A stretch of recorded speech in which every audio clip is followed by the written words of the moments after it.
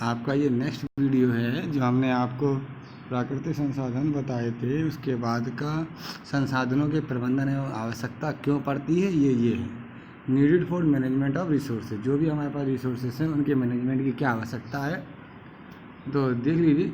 वे सभी वस्तु जिनका हम उपयोग करते हैं, चाहे किसी भी चीज़ में करें, भोजन के रूप में करें, कपड़े के रूप में करें, फर्नीचर के रूप में करें या ईंधन के रूप में करें, जो हमें प्रकृति से प्राप्त होते हैं प्राकृतिक संसाधन कहलाते हैं, है ना। क्योंकि ये कभी पृथ्वी में लिमिट मात्रा में है और नष्ट हो जाएंगे, है ना, इसलिए इनका मैनेजमेंट करना बहुत ज़रूरी होता है कि हमारे आने वाले लोगों को भी ये संसाधन मिल सकें। ठीक है, तो केवल सूर्य की ऊर्जा हमें बाहर से प्राप्त होती है, बाकी सभी चीज़ें हमें क्या है, प्रकृति से प्राप्त होती हैं। पृथ्वी के संसाधन सीमित हैं। मनुष्य की जनसंख्या में तेज़ी से वृद्धि होने के कारण सभी संसाधनों की मांग में भी दिन प्रतिदिन वृद्धि हो रही है। अतः प्राकृतिक संसाधनों का प्रबंधन करते समय ये सुनिश्चित करें कि इस पीढ़ी की आवश्यकताओं के साथ साथ अगली आने वाली कई पीढ़ियों को भी ये संसाधन प्राप्त हो सकें। इसलिए हमें इन सब का क्या करना है, मैनेजमेंट करना है।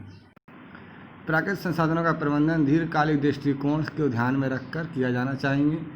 इसके प्रबंधन में ये भी सुनिश्चित करना चाहिए कि प्राकृतिक संसाधनों के वितरण का लाभ सभी लोगों को हो और समान रूप से हो। यानी कि कहीं पे पेट्रोल डीजल है, कहीं पे बिल्कुल नहीं है। तो अगर हमारे देश में पेट्रोल डीजल है तो वो सब व्यक्तियों को आराम से सुलभ होना चाहिए। इस तरीके का हमें प्रबंधन करना पड़ेगा, है ना। कोई बर्बाद ना करे, लिमिट मात्रा में यूज़ करे। प्राकृतिक संसाधनों के उचित प्रबंधन से पर्यावरण को हानि पहुंचाने से बचाया जा सकता है।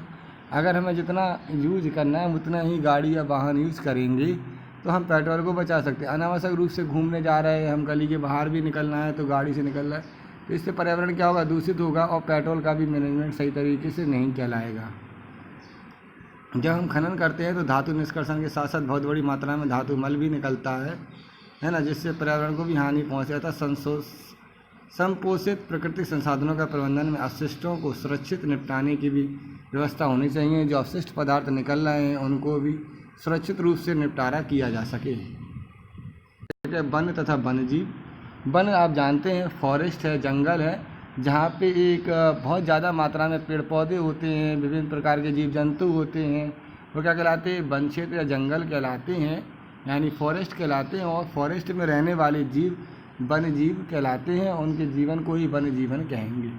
ठीक है, पृथ्वी का एक बहुत बड़ा क्षेत्र जिस पर बड़े बड़े वृक्ष तथा अन्य पेड़ पौधे प्राकृतिक रूप से बढ़ते हैं उन्हें क्या कहते हैं, जंगल कहते हैं, वन कहते हैं। वनों में पाए जाने वाले विभिन्न प्रकार के जंगली जानवर जैसे शेर, चीता, हिरन, हाथी, साथ में विभिन्न प्रकार के पक्षी तथा विभिन्न प्रकार के पेड़ पौधों में सम्मिलित रूप से क्या कहते हैं, वन्य जीवन। यानी वन्य का जो जीवन है, जंगल का जो जीवन है वो वन्य जीवन कहलाता है। ठीक है, वन जैव विविधता में विशिष्ट स्थल हैं। क्यों? क्योंकि जितनी वैरायटी हमारे आसपास नहीं मिलती उससे ज़्यादा वैरायटी जीव जंतुओं की, पेड़ पौधों की कहाँ मिलती है, जंगलों में। इसलिए जैव विविधता यानी बायोडाइवर्सिटी के लिए विशिष्ट स्थान है, हॉटस्पॉट हैं।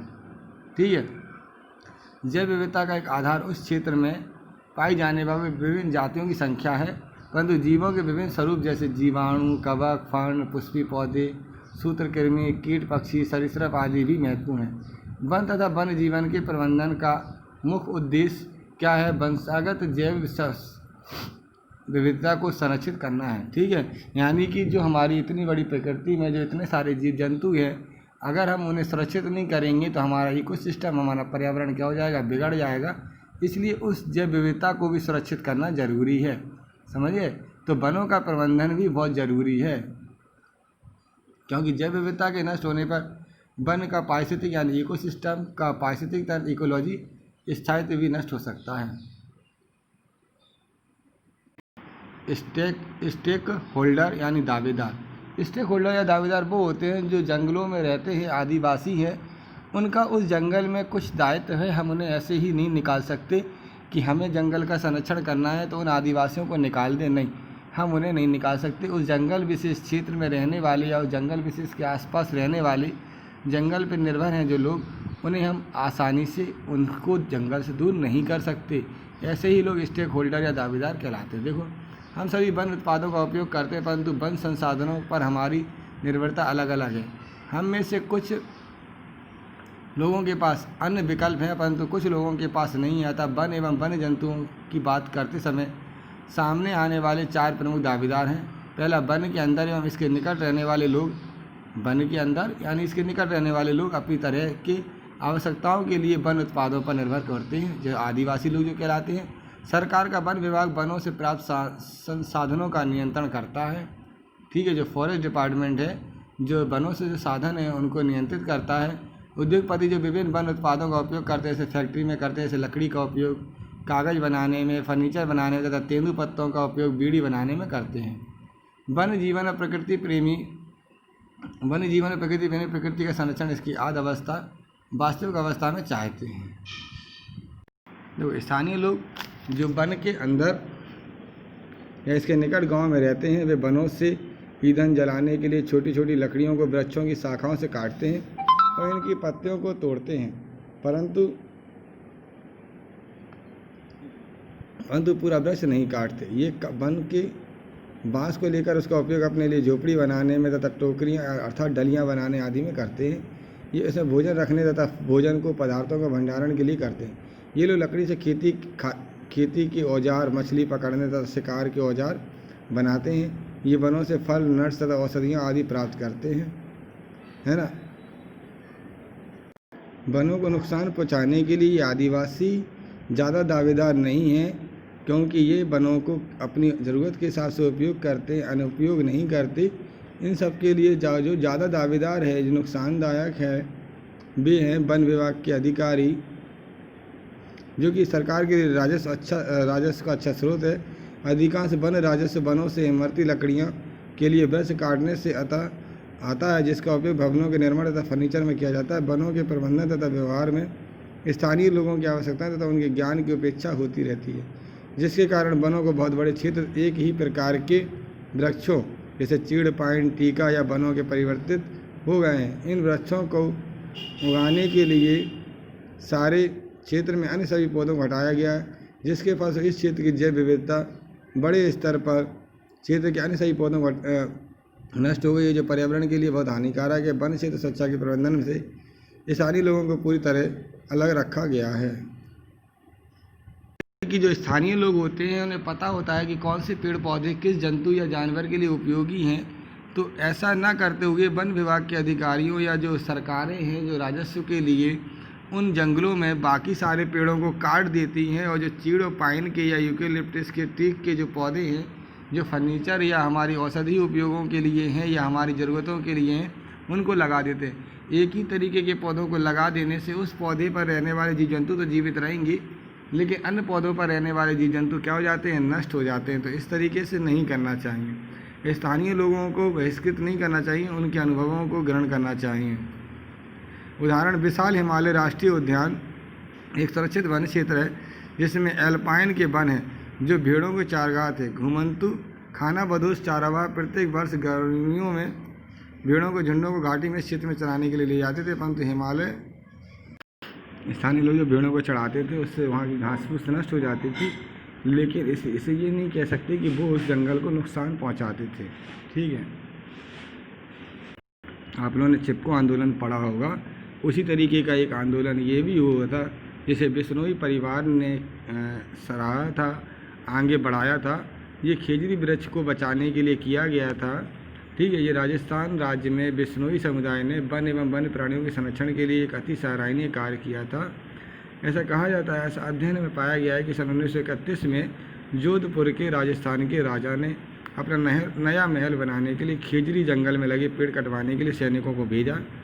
इस जंगल के पास खेजड़ी जंगल के पास जो खेजराली गांव था, इसमें बिश्नोई परिवार के सदस्यों का निवास था।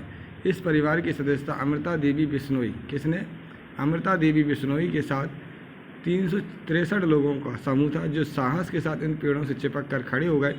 इन लोगों ने खेजड़ी वृक्ष की रक्षा के लिए अपना जीवन बलिदान कर दिया, यानी इन लोगों को मार दिया गया था। भारत सरकार ने अभी हाल में वन संरक्षण में योगदान देने वाले ग्रामीण क्षेत्रों के निवासियों को अमृता देवी बिश्नोई की स्मृति में अमृता देवी बिश्नोई वन्य जीव संरक्षण राष्ट्रीय पुरस्कार व्यवस्था की गई है। जो वहाँ पे वनों की रक्षा करते हैं उनको अमृता देवी पुरस्कार दिया जाता है।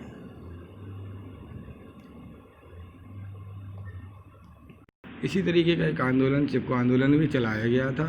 चिपको आंदोलन हिमालय की पर्वत श्रृंखला में गढ़वाल क्षेत्र के चमोली जिले में स्थित रेनी गांव की घटना है। कहाँ की घटना है? हिमालय की पर्वत श्रृंखला में गढ़वाल क्षेत्र के चमोली जिले में स्थित रेनी गांव की घटना है। ये घटना सन 1973-74 में घटित हुई थी। गांव के पास के वृक्षों को काटने का अधिकार एक ठेकेदार को दिया गया था, जिसके कारण लकड़ी के ठेकेदार और ग्रामीणों के बीच विवाद हो गया, क्योंकि इन वृक्षों को काटने से वहाँ के पर्यावरण प्रभावित हो रहा था। जब वहाँ के निवासी पुरुष गांव से बाहर कार्य के लिए गए थे तो ठेकेदार के आदमी वृक्षों को काटने आ गए। पुरुषों की अनुपस्थिति में गांव की महिलाएं फौरन वहां पर पहुंच गई और उन्होंने वृक्षों को अपने बाहों में भरकर ठेकेदार के आदमियों से वृक्ष कटने से रोक दिया। महिलाएं पेड़ों से चिपक गई थी, इसलिए ठेकेदार विचलित हो गए और उसे अपना काम बंद कर दिया। इस आंदोलन से वृक्षों की रक्षा के प्रति देशवासियों में जागरूकता बढ़ी और ये आंदोलन बहुत तेज़ी से सभी समुदाय में फैल गया। वनों के विनाश से केवल वन की उपलब्धता ही प्रभावित नहीं होती, बल्कि मिट्टी की गुणवत्ता एवं जल स्रोत भी प्रभावित होते हैं। यहाँ ये भी बता दें, जब पहली बार ये घटना हुई तो उन लोगों ने इन लोगों को जो चिपक गए थे पेड़ों से उन्हें काट दिया, लेकिन जब ये आंदोलन बढ़ता चला गया तब उन लोगों को ये पेड़ काटना बंद करना पड़ा। इसमें क्या है, वन प्रबंधन में स्थानीय लोगों की भागीदारी। अगर हम स्थानीय लोगों को समझा के वन प्रबंधन में सहयोग कर लें, भागीदार कर लें, तो हमारा राजस्व भी बचेगा और प्रबंधन भी आसानी से हो जाएगा। ऐसी एक घटना हुई जहां पश्चिम बंगाल सरकार ने ज़बरदस्ती ही लोगों को प्रण करने की अपनी योजना का, जो साल के वृक्ष थे उन्हें पुनः प्रण करने की योजना का असफल होने के कारणों का पता लगा, तो उन्होंने ये देखा कि जो हमारी स्थानीय लोगों से दूरी हो गई थी उस वजह से ये पेड़ पौधे नहीं लग पाए।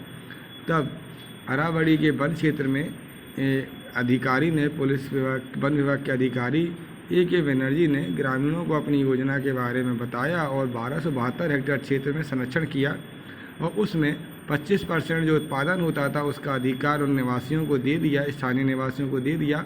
उन्हें सस्ते रेट पे लकड़ियाँ उपलब्ध करा दी ईंधन के लिए और पशुओं के लिए चारे की अनुमति भी दे दी, जिससे वहाँ के लोगों ने उसको सहयोग दिया और वो वनों की रक्षा करने लगे, जिस कारण हमारा जो वो वन क्षेत्र था वो क्या हो गया, फिर से हरा भरा हो गया।